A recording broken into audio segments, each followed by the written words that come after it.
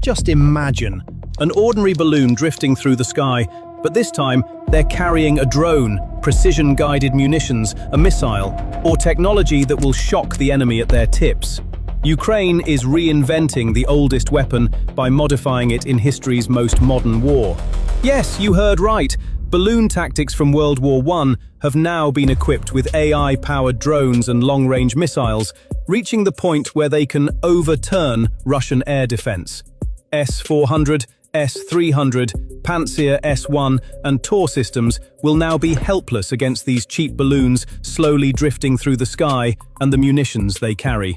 Because Ukraine is already preparing to bring this striking strategy to the front lines, we may now be beyond drone warfare in an entirely new phase of war. Low-cost, high-impact, nearly impossible to detect asymmetric air power could perhaps change the course of all trench warfare. So what is this new balloon strategy carrying drones and missiles? Ukraine has been building a strategy that makes this weapon possible for 2 years, and its foundation is not technology, but geography. Ukraine sits between 45 and 52 degrees north latitude, and this position offers the war's most unexpected advantage. In the mid-latitudes, there is an unchanging rule of the atmosphere. Prevailing winds blow from west to east. From Ukraine's perspective, this means only one thing: the wind blows toward Russia. When a balloon is released, there's no need to run a motor, burn fuel, or expend energy. The atmosphere silently carries it into enemy territory. It's physically impossible for Russia to reverse this advantage. The same wind blows not westward, but eastward from Russian territory. Physics chose Ukraine, and Ukrainian engineers are turning this into an advantage. On June 16th, a Ukrainian defense company, the Innovative Technologies Center program, introduced a weapon to the public that could change the war's trajectory. This weapon's name is DART. DART's journey begins not from the ground, but from the sky. A helium-filled balloon carries the missile to 12 to 18 kilometers altitude, the stratosphere layer. At this height, most air defense radars work poorly and there's no aircraft traffic. When the missile separates from the balloon, it briefly calculates its route with a navigation system, locking the target's coordinates and determining its descent angle. Then, something unexpected happens. At approximately 6 kilometers altitude, all electronic systems shut themselves off. Navigation closes, signal reception stops, connection with the outside world zeroes out. From that moment, DART is a bullet flying in the dark.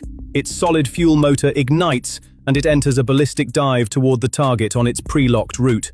Its dimensions are deceptive: 1.84 meters in length and 13 kilograms total weight, dimensions a soldier could carry in a backpack.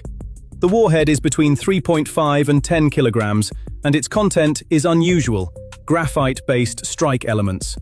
A conventional explosive warhead destroys a building and it gets repaired. A graphite warhead infiltrates the electrical grid and creates short circuits. Transformer centers and power lines may appear physically intact, but functionally collapse, and the repair process stretches to weeks. The logic behind this design focuses on neutralizing Russia's strongest card. Russia's electronic warfare network hunts drones through GPS signals, disrupt the signal, down the drone. This tactic worked throughout much of the war and inflicted serious losses on Ukraine. DART reverses this equation. Since it emits no signal in the final phase, there's nothing left for Russian EW operators to hunt. Moreover, DART is not alone. In May 2026, Ukraine took the most radical step of balloon warfare. It launched the Hornet kamikaze drone from an aerostat. The balloon picked Hornet up from the ground and carried it 42 kilometers with the wind, without using a motor, without burning fuel, without touching the battery. It simultaneously raised the drone to 8 kilometers altitude. A ground-launched drone spends its energy climbing in the first kilometers. A Hornet dropped from a balloon saves that energy entirely for the attack and reaches the release point with 95% of its battery. The result? Hornet's standard 150-kilometer range extends to 300 kilometers with the balloon combination. The concept of safe zone behind the front disappears. And the ecosystem also has a fixed component. While free balloons go deep into Russia with the wind, for operations near the front line, Ukraine uses cable-tethered aerostats. These platforms, produced by the Aerobavovna company, are powered from the ground via cable, can remain stationary at 500 to 1,000 meters altitude, and can operate continuously for up to 3 days. They extend the control range of FPV and attack drones by hundreds of kilometers, detect Shahed drones with reconnaissance sensors, and create an uninterrupted control line for long-range weapons through chained signal repeaters. Aerobavovna received NATO codification, becoming a standardized product exportable to allied countries. Free balloons go deep, launch drones like Hornet, and carry missiles like Dart. Tethered aerostats control the front and provide coordination. Together they form Ukraine's invisible air backbone. Invisible backbone, but its strongest aspect is not its invisibility, but its price tag. Numbers tell this war's story, and numbers are working against Russia. The balloon itself is made of latex, nylon, or polyethylene, all simple industrial materials available in Ukraine. No dependency on China, no import bottleneck. Helium filling isn't as expensive as thought because aerostats don't need high-purity helium. Industrial grade is sufficient. A free balloon's cost is a few $100s. Tethered aerostat's daily operating cost is $15 according to Kevliuk's estimate, an uninterrupted air platform for the price of 1 coffee per day. Weapons payloads costs follow the same logic. The Hornet kamikaze drone's unit price varies between $5,000 and $12,000 depending on configuration. When balloon and drone are calculated together, the total system starts at approximately $6,000. The Dart missile is in a similar range, approximately $6,000 including the balloon. So, a kamikaze drone or EW immune missile that Ukraine can launch from the stratosphere costs about the price of a used car. On the production side, the balance also favors Ukraine. Dart's design is suitable for mass production with simple structure, cheap materials, and standard components. Ukraine's defense industry already raised drone production to industrial levels. The same capacity applies to Dart and balloon systems. Russia, on the other hand, must spend years and billions of dollars developing high-altitude radars and anti-balloon systems to counter this threat. Attack scales cheap and fast, defense adapts expensive and slow.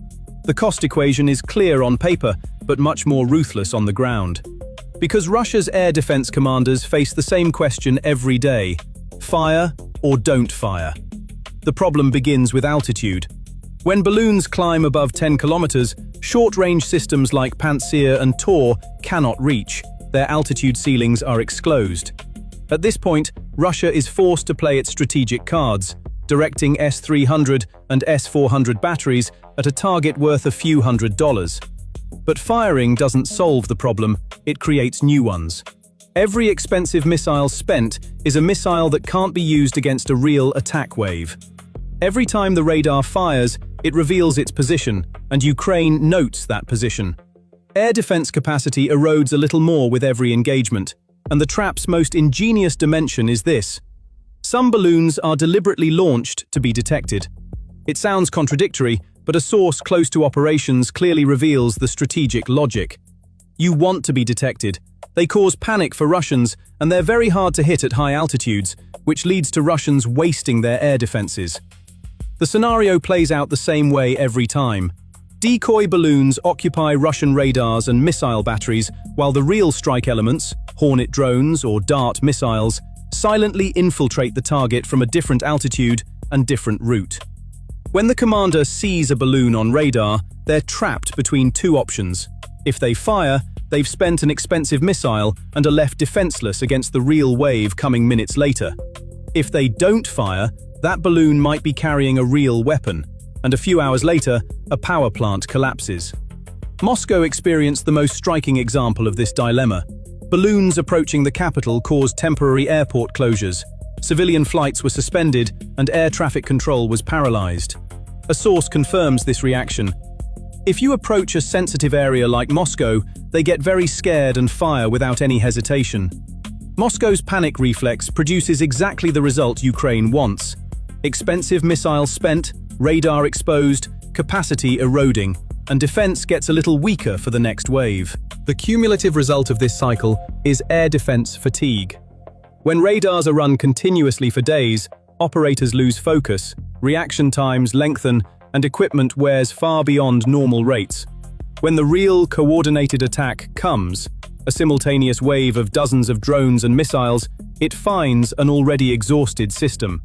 Missile stocks have melted, personnel are experiencing alarm fatigue, and every signal on the radar screen is delayed by the question, real or fake? Ukraine's few $100 balloons are wearing down Russia's billion-dollar defense network from within, and DART is adding an entirely new dimension to this attrition. This ecosystem is challenging Russia, but it's too early to talk about victory. Ignoring the system's real limitations would be an incomplete analysis. The most fundamental problem is lack of evidence. DART has not yet been fired on the battlefield. It's a prototype in the codification process. Every weapon that works in the lab doesn't show the same performance at the front, and the transition from prototype to operational capacity always takes longer than expected. Hornet's launch from an aerostat was tested in May 2026, but the 300-kilometer range claim has not been independently verified. Ukraine says it launched more than 1,000 balloons, but how many actually reached their targets has not been shared publicly. The success rate is unknown. The distance between potential and proof is still open. The control problem also cannot be ignored. After a balloon is surrendered to the wind, the operator has no chance to intervene. The atmosphere is a chaotic system, and deviation is inevitable on every mission.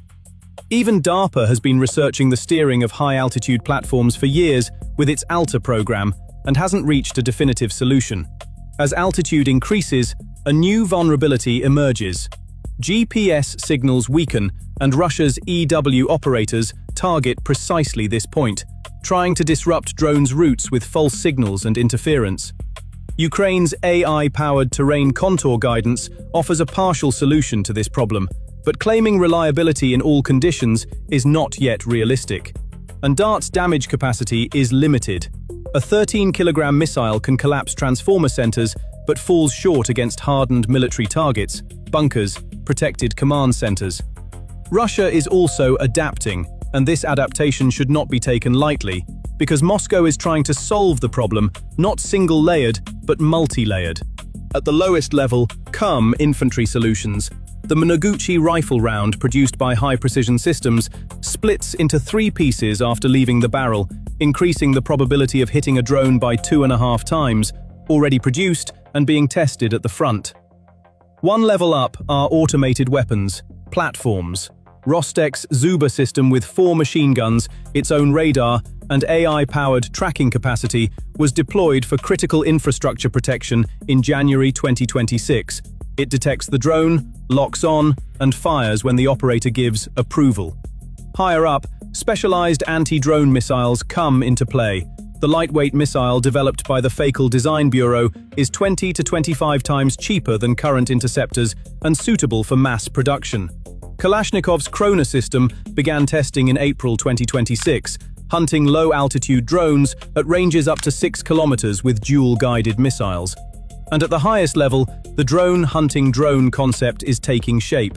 The Yolka AI-guided interceptor drone offers autonomous tracking capability at $500. Schwabe's coastal system, introduced at the Fleet 2026 fair, aims to protect maritime and coastal infrastructure with neural network-guided interceptor drones.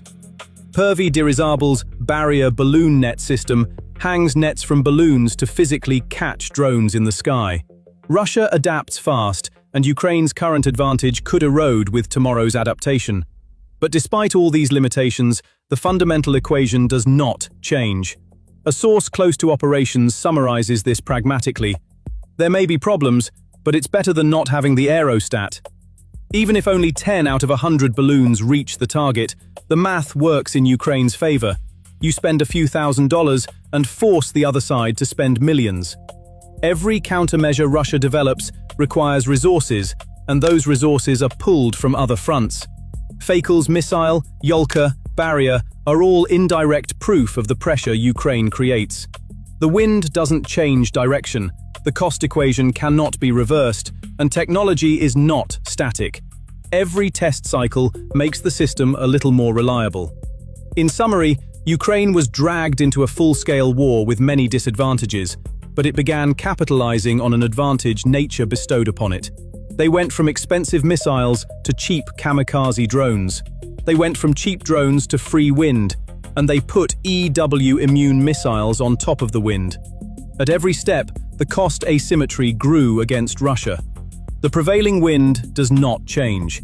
Physics chose its side, and it's not switching sides. Ukraine changed the rules of war once again, this time with a 230-year-old technology. We will continue to follow every new move here, calmly and based on evidence. If you found this analysis useful, don't forget to subscribe and share. See you in the next video. Don't forget to subscribe and turn on notifications to support us.